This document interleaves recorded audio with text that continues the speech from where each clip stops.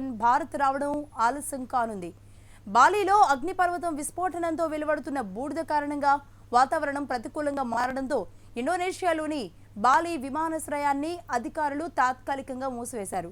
దీంతో అక్కడి నుంచి ప్రయాణించాల్సిన విమాన సర్వీసులన్నింటినీ రేపటి వరకు నిలిపివేశారు. దీంతో చోటా రాజన్ భారత్కు రావడం ఆలస్యం అవుతోంది.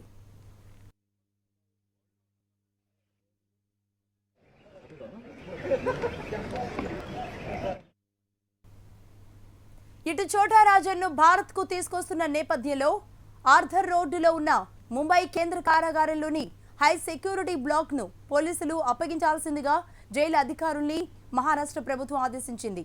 దీంతో పాటు జైలు చుట్టూ భద్రత నిమిత్తం పారామిలిటరీ బలగాలను కూడా కేటాయించాలని కేంద్ర ప్రభుత్వాన్ని కూడా మహారాష్ట్ర ప్రభుత్వం కోరింది. హై సెక్యూరిటీ బ్లాక్ను నామమాత్రంగా ఏడాదికి రూపాయి అద్దె వసూలు చేస్తారు. దీనిలోని 12B సెల్ను రాజన్ కోసం కేటాయిస్తారని తెలుస్తోంది. రాజన్ను తమ కస్టడీలోకి తీసుకునే విషయంలో కేంద్రంతో మాట్లాడతామని మహారాష్ట్ర సీఎం దేవేంద్ర ఫడ్నవీస్ చెప్పారు.